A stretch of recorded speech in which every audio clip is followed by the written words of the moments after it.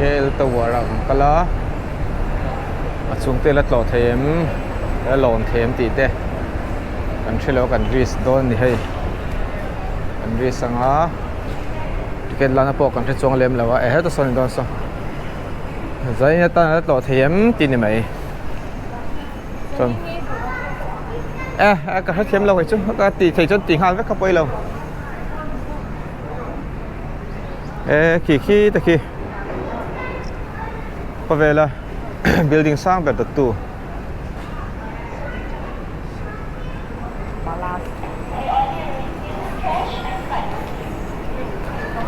xuất lại KL Tower thì chú Kuala Lumpur Tower thì nào thì mấy Angkor Tower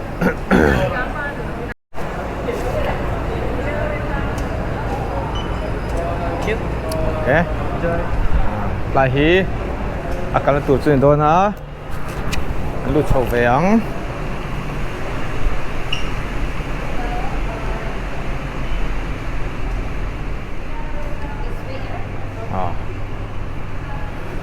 hi Kuala Lumpur Tower KL Tower chunia chúng cái amoi có mấy cái lọc hạt lậu thú mày dệt là vém mày dệt em là bố có mày thấy bên thangกันlà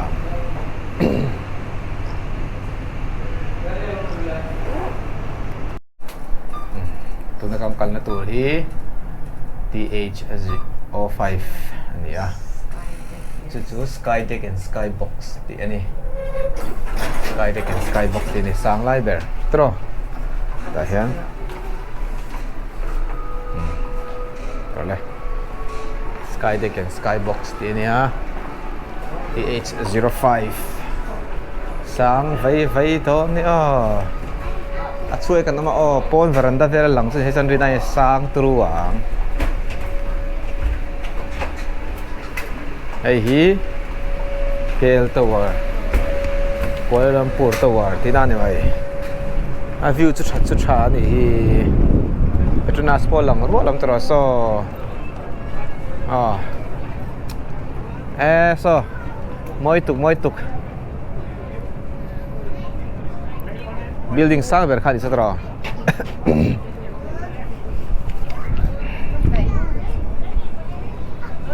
moi phai le mai thang la so cái mà nghe hiện anh là nghe internet về là mình download chụp này lâu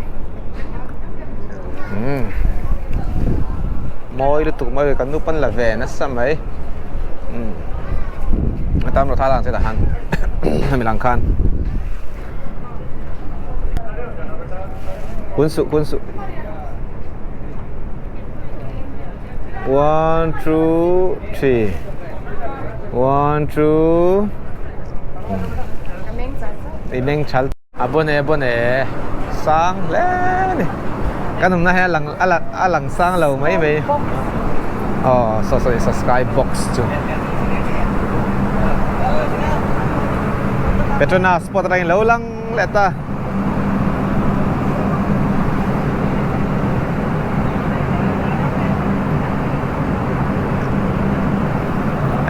khai building an nei turu ni chu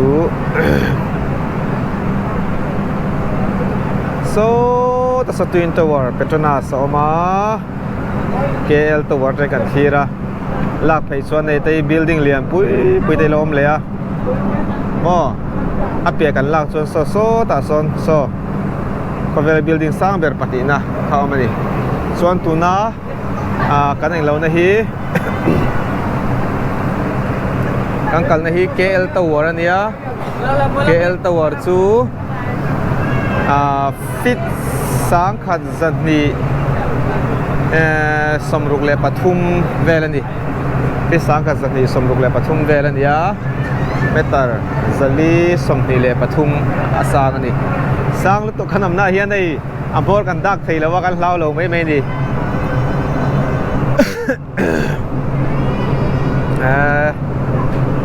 apui le mai mai la vela kapat intro so to sa twin tower Petronas oma KL Tower re kan thira lạc phải xuân này tây building liền bụi tây lom lẹ mò áp biaกันlạc xuân so ta xuân so có vẻ building sang bẹt mặt đi na không mà đi xuân tu na cái này lâu này hi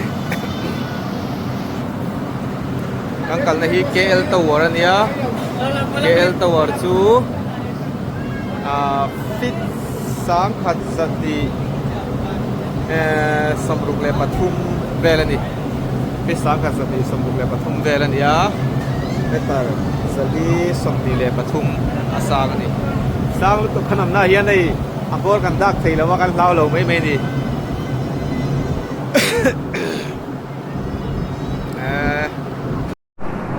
mà tôi khen làm gì ya ki thì khi anh ang kamna tu ki thì sang khop maya fi sang kha zali som ruk le pathum ver sang aran tha kana achua ka hanom phei don ne heti nang ki ni lo chon thì khi duty nan thak khop mai ti an chung te te thalak du la ya mi dang lo lang ve ang khom don lo wa thian dun chung te ka tiang ze lang khat hian nei ang khana an tia thak khop maya security fel fai khop maya ki ta khian thala du tan tin alo là tu tura nom boka ai kin chu wangam dun mix sia ve kan nu hi ni ve ngem o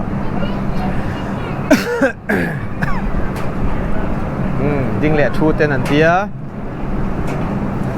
ha kan la ve do na ni kiti na khian mele na khian sang don ni o anuam don KL Tower ai zon na hi tam lu tuk rengot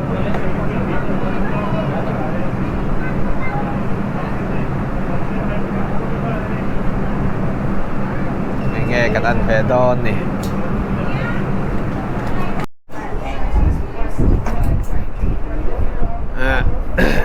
ai căng cal ven tur chu ni sang don vây vây nio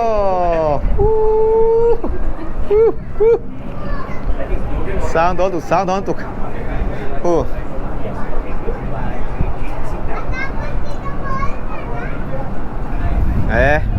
cắn thì về ăn cắn nút cho vậy là mà ảo măng bơi sao em ở trong trà thầy to lâu anh ấy qua nơi trà thầy to lâu sáng về bác anh nè đón vây vây nio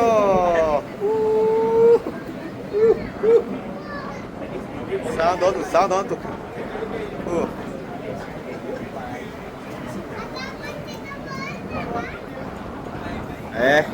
cắn thì về ăn cắn nút cho vậy là mà ảo măng bơi sao em ở trong trà thầy to lâu anh ấy qua nơi trà thầy to lâu sáng về bác anh Hello, Big Wing Service. Welcome. Where are you from? India. India. Namaste. Camera or phone? Okay. Camera. This is camera. This is phone. Oh, phone. Phone. 3 photo only. Okay. And? You want camera or phone? Oh, both. Okay. Camera also. Okay. You scared me. You scared. I also scared.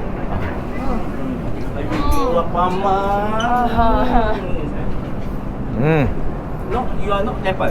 Yes. no India. Okay, wait, yeah. Don't look down. See me. Yeah. Okay. Okay, ready? Here we go. 1 and 2 and cheese, please. 1, 2, 3. Mini love. 1, 2, 3. Love. 1, 2, 3. Family hug. 1, 2, 3. Sit down. Okay. Sit.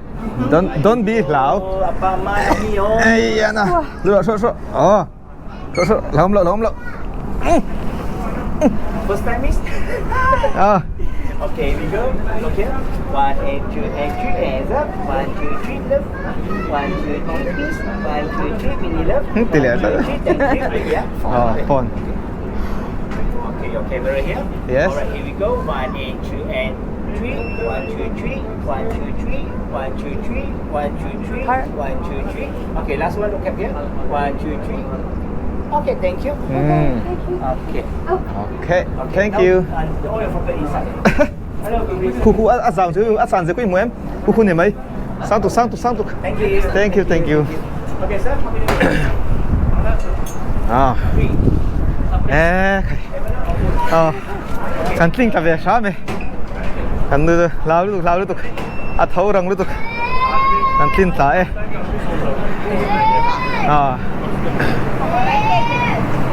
ไอ้ติ้งไงยอม Tính bằng mà không có đầu chị. อินหวงหัวเอ็มเทียบพานี้ให้ Yên đuổi em con đi. ให้เราเลยติดตาม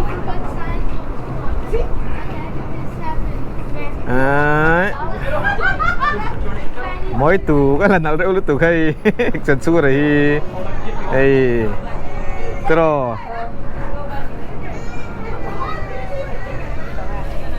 Tân Việt vào hát chán này không? chặt lát Thế là mà vô Skybox số ốc không mình Skybox 1 Skybox achieve ki khoi dem I khai dem Cần khai thật lâu e không một anh tin te sai vom sin te kan ti sin ange la building ko ko kar mek a light tak ko he mi hi he mi hi ading chho zu ta hi kan in kha ne kan sen na kha hey Petronas ania chuan he ta aquarium hay om boka turu hem hek khop mai hey aquarium mo tihian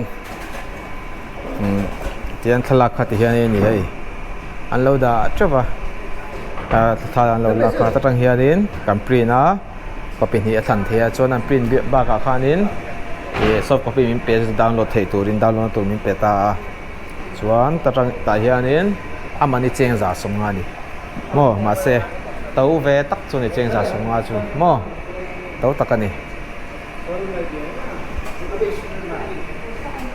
ini po kapag kan lathaw nangin souvenir tan te anti dewa te hian han la ve don ni hi tiam print sak hala hian hei kal le a munda kan kal le don na achung sang ber tang khan kan suk to a ini china kan kal na kha chu in chat ni chuan in hei helai chung him lai zo lai ber hen kan kal na khani alright for the observation right you guys go to the TH01 for the exit UGF okay observation TH01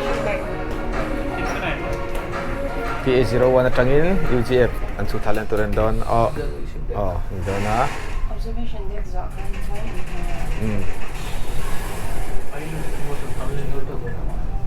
YouTube YouTube yes which country huh which country India India Nepal India so hela mai kang kal lenga proceed to observation de kang kalanga chuan tai nge en turom hei có thiền na mấy ni kan en ve nge GoPro chân lang thì nó lâu kamit zo ken kan en nge GoPro ni lawin alang chiang ngang mấy hai em rồi le irin ai kun hiam nga yang ti vel de nga yang khana mai ti ro mai thao lang che o ka ti en lai kho o hor lok lo en char charang che chuan ta thir lok te so mi so kan la le lok che 1 2 3 mel ti vero le